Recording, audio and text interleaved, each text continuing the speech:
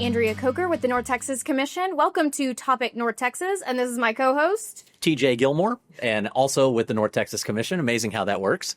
We are, depending on when you listen to this, either a few days away or have just started early voting in what we all call the most consequential election in Texas politics, which is the primary election. Now, traditionally, we said the most consequential election in Texas politics was the Republican primary, but the Democrats are giving us something to watch this cycle. It's definitely a little bit of red and blue. It's a little red and blue. And what we're seeing for the first time statewide, not only is some narrative around the Democratic primary, but it's money in the Democratic primary.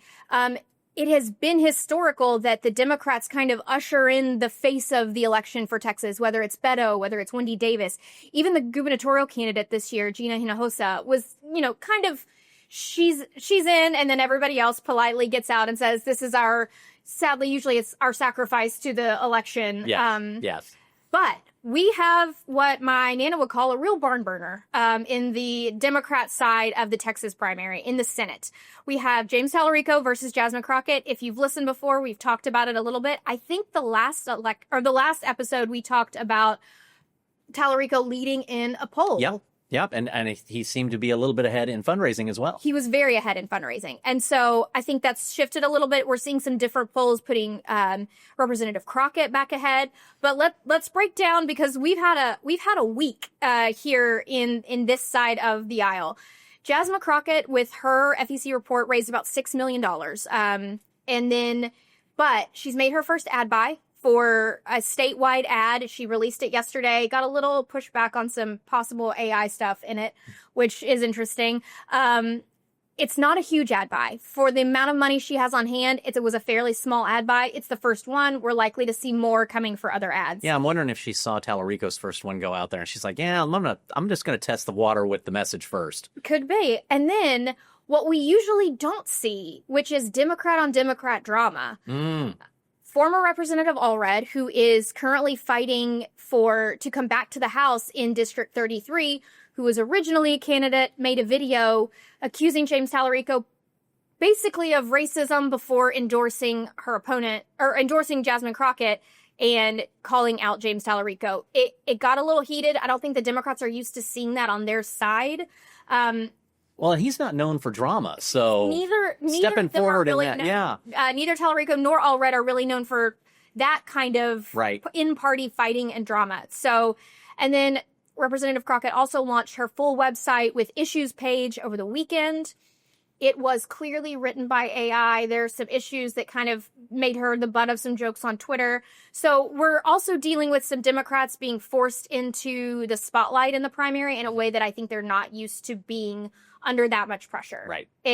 These are what we're going to call unforced errors of just everybody's going to make them, and it's kind of how you pivot. Yeah. She has spent almost $1 million as of the last finance report.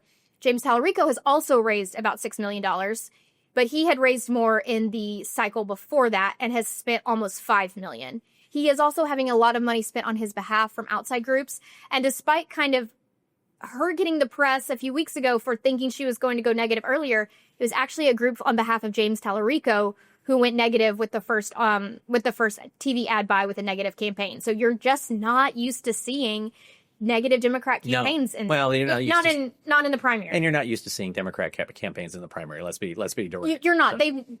Texas is a notoriously expensive state to advertise it on TV. With Dallas and Houston are both massive media markets. It's very expensive. And so this has been a huge change and what we're not used to seeing. Now, we're going to come back to why that's important that the Democrats normally coalesce around one person and get them ready for November, because we're going to talk about John Cornyn, Ken Paxton, and Wesley Hunt. And I think we might have actually found the one thing that Senator Cornyn and Attorney General Paxton agree on. Can you guess what it is? They don't like Hunt. That's it. There it is. Wesley Hunt was out of this race because every man right now is just afraid of not making the runoff.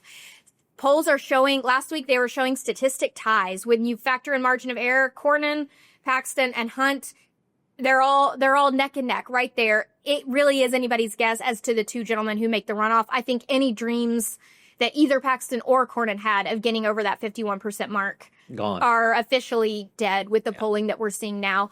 Senator Cornyn is kind of coming on to Representative Hunt with missing votes. They're down to a 1-vote margin in D.C. right now, and so every vote counts. And so he's calling out Representative Hunt for not doing his job in D.C. and representing his constituents because he's down campaigning.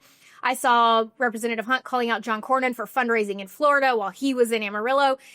It's getting a little wild. And I think if you're on Twitter, you're seeing the ugly guts of it. And if you're not, you're like, this is just a normal campaign. And Yeah, nothing's going on. Nothing's going on. God bless you there. For right now, John Cornyn does have the cash on hand advantage with about $6 million cash on hand. Ken Paxton raised less than Wesley Hunt in the last finance. Yeah, he's not doing well. But he has $3 million cash on hand, and Wesley Hunt only has $700,000. It's coming in and going out on the Hunt campaign. What I think is the most interesting part is the person with the most cash on hand right now in the Texas Senate race is James Tallarico. Probably the one most likely to not be in the race in November. Yeah. If you're looking at current polling. Yeah. So let's see. Yep. That's a lot. It's a lot. Everyone is fighting for the runoff. We'll see that in another race. And with polling, I think the interesting part is right now, John Cornyn is trailing Ken Paxton, even if they're pretty much tied, and Tallarico is trailing Jasmine Crockett. Both of those are statistically and according to polling, the strongest November candidates. So Democrats are now looking at being put in the same position Republicans have been in for a long time of, do you appease your base and do you vote for the furthest right, the furthest left, the ideal Democrat, the ideal Republican, or do you vote for the fighter you want in November? Right. Yeah, it's and unfortunately it's getting to be less and less the same person. It's very hard to make that move back to the center. And so I think when you're talking about November, just looking with our crystal ball, a Crockett-Paxton fight is going to look very different than a Cornyn-Tallarico fight, than a Hunt-Crockett fight, than a Tallarico-Paxton. There's 1,000 ways it could go in November, but we're going to decide what those are in March. Right. And last Saturday night, I was actually at one of the watch parties. Texas Republicans got a bit of a wake-up. There was a special election in what was former Senator Kelly Hancock's district. He moved up to comptroller when Glenn Hager moved up to Texas A&M chancellor. Right. And that is a Republican district. I believe Trump won Plus it 17. by 17 points, and it was lost by about that same margin. I think 19. And so that is a massive swing. And now listen, there are 1,000 reasons that it went a little wonky. It's a special election. Those are weird. We had a snowstorm in the middle. The entire national discourse was dominated by a shooting by an ICE agent up north. And so you cannot minimize those factors, but it could be a harbinger of things to come. I think you had Dan Patrick going on radio begging Republicans to get out and vote. President Trump tweeted truth about the election 3 times before then getting asked about it the next day, and he was like, never heard of her. I don't know. Don't know what you're talking about. So that's what's coming in November, and I think Democrats are frothing at the mouth. Texas is the prize. Yeah. If Democrats can get Texas, they can get a Texas senator. If they can start trying to count on it and compete for it in a presidential, that changes with the number of electoral votes, which will only go up in the next census. Right. That's a game changer.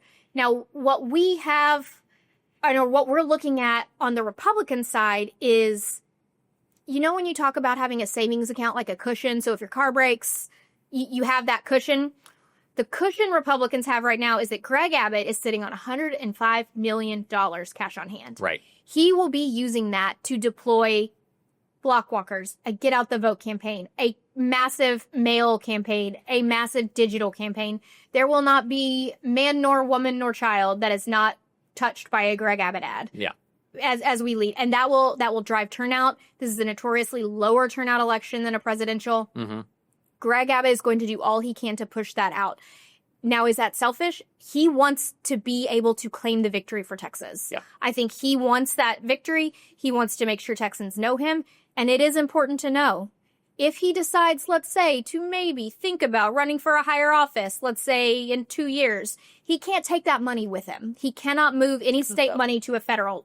This is as high as it's going to go on the state level. So he either is going to save some to run for governor again, which would, I believe, be unprecedented, or he's going to do everything he can to raise that name ID, claim Texas, and say, I delivered a Republican victory. Which frankly, he's going to have to do, because with the redistricting that we did last year, all of these Republican spaces now have much smaller margins of victory available to them. To make those new Republican seats, they had to pull Republican voters from other incumbents. And I think some of them were a little bit worried after seeing last Saturday night. Absolutely they are. The only other local elections we want to talk about are Julie Johnson and Colin Allred. We've talked about it a little before. What I see on the finance reports is that Colin Allred was able to move, now federal to federal, from his old Senate campaign to his House campaign. Now he was able to move about $4 million and has spent $3 million of it. So he's doing something. I bet he's on the ground. I bet he's got a massive grassroots outreach in that area. So I think what we're going to see is Julie Johnson has the endorsements. She's got the endorsements of all of the House leadership, and she's a current representative, versus Colin Allred's money and name ID that were really bought through his Senate campaign. And they're going to go head to head, and only one's going to be the representative for Texas 33. That's it. And then with the other problem, there's 9 people running in the Republican primary for what will be a likely Republican seat, Texas 32. This one's a free-for-all. This one is a free-for-all. You've got 3 primary candidates. Paul Bonder, who has run before actually in Oklahoma, and he's put in $2 million of his own money. And often $2 million will buy you a seat in the runoff, whether anybody knows you really or not. Well, unless you're when you ran in Denton County the last cycle, and that didn't get you anywhere. It was a blowout with Brandon Gill. That is true. And we're coming up to that. Binkley, Ryan Binkley has spent the most money so far. He is also a self-funder. And then Jace Yarborough, who got a late start, but just like the aforementioned Brandon Gill, Jace is coming into the race with the endorsement of both Greg Abbott and President Trump. Among other leaders, among other PACs, Club for Growth, Texas, the House Freedom Caucus, some other, but I think President Trump's endorsement is still king when you're talking about the Republican side of the ticket. Yeah, these federal offices, the runoffs aren't as easy to predict whether or not they're going to go, or somebody's going to break through at that 51%, like the local ones, which happened just a couple of months after this. And nobody's going to get confused about it. No, nobody gets confused about the M months. And then I'm going to call it a fun tidbit. It's not really fun. I think for the first time, our governor has endorsed against a statewide incumbent Republican. Sid Miller. He said, Sid, I think you're done. I heard him in an interview say that it wasn't anything personal. He just thinks he's doing a terrible job, which does feel personal. But, the governor is endorsed Nate Sheets, as have a lot of prominent Republicans I've seen come out of the woodwork to endorse Nate Sheets. Sid Miller has been one of those figures that's just been in Texas politics for as long as I can remember, in some way or another. And so it would be really interesting to see that power of incumbency against the governor's. Yeah, he really stepped in it when what was his chief of staff, that he rehired him after he had all sorts of ethics issues, selling I think hemp licenses. It was a whole thing that they were dealing with. Just Google it. It's a lot of fun if you want to get back into it. But it'll be an interesting race to see if we continue to see Sid Miller there as the agriculture. And the last really large race of note is Attorney General. I think Chip Roy has punched his ticket to the runoff. He's still saying that he has a chance to get it without a runoff. I don't think he does. I think Mays Middleton is going to show that $10 million of self-financing will buy you a seat to the runoff in Texas. There's definitely a lot of media, a lot of mailers, all of that are coming out on Mays that I've seen all over the place. And Huffman came out today actually with a large swath of police and fire endorsements. The leading state TMPA, Dallas Police Association, and some others came up behind Huffman, which I thought was an interesting wrinkle to what has been ordinarily in a year. This would be an exciting primary with the 2 Senate tick on both sides. It hasn't gotten a lot of inches. Not a lot. There's only so much bandwidth for these races for people to take on. So early voting starts February 17th. If you're listening, it's probably still going on. So make sure that your voice is heard. I know we say it all the time. I say it all the time. I think my kids could say it back to you. The election in Texas that matters is in March. It's not in November. Yeah. So whether you're Republican, whether you're Democrat, make sure you are voting in March. Yep, absolutely. And then turn around and vote in May, because that's when your local electeds are then up. we'll talk about municipals. Those are coming. Those are the next. We'll that's the get next there. episode. We got a couple of podcasts to go, so we're excited about that. All right, now we've done the boring election update. It's time to get to the sexy topic, and that is regional logistics. Yeah. So I'm gonna wow. let TJ take that. We're firing it up here on all cylinders. So one of the things that I think is really important for folks to understand is why North Texas does what it does, or how it does what it does. And part of the foundations of that, regardless of who's elected, they're going to have to deal with the logistics that come through. And when we talk about logistics, we're talking about the movement of people and freight and goods. And so when you're talking about not just DFW Airport, you're talking about the entire regional system that we have here. So that's Alliance, that's Denton, that's Love Field, that's, soon to be McKinney. So all of the airfields that we have, plus the rail infrastructure. How many, if you asked an average person on the street, like man on the street, Jay Leno style, how many airports would you say that the average person thinks we have in DFW? One. No. I think we'll give them Love maybe Field. you'll get two if they I flew think we'll Southwest. give them Love Field. Yeah. Yeah. So give them two. But people forget that when we're talking about logistics, Alliance is one of the top 20. Denton is up in there as well when we're talking about just freight, moving cargo, not people. Everybody thinks about DFW, which DFW moves a lot of cargo, but it's not as big. So it's just because of the way it's designed. But we would not be where we are now if the planes stopped here. That's right. Because North Texas has the ability to then take what is on the plane and distribute it via trains, trucks, drones? Someday, soon. Well, and it's funny you say that. There's a company here in North Texas called Zipline, and one of the things that they are rolling out, I think this next month, is a program with a local auto parts distributor.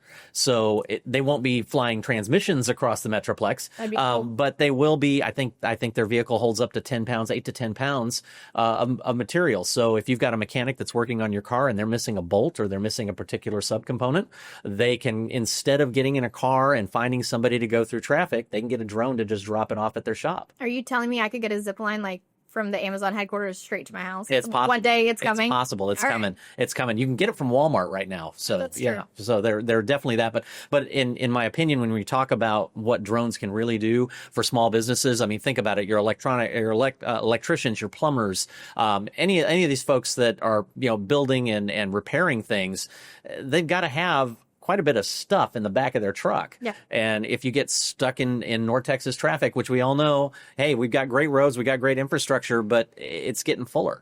That's time. And every time somebody's got to get in a truck to go get a piece or part, that's time that's taken away from getting that next job finished. So these drones could make a significant difference in how most of those types of jobs work. Now, you said jobs. I feel like we can't talk about anything large transportation related without talking about what kind of jobs are these infrastructure projects and centers bringing to North Texas? Sure. So when we talk about jobs, and it's tens of thousands of jobs. It's hundreds of thousands of jobs. DFW Airport alone supports just under 685,000 jobs. Those are all can be tied up, rolled up into DFW's impacts. That's direct, indirect, and what we call induced employment. So, a job that happens because there's other jobs like it in the area.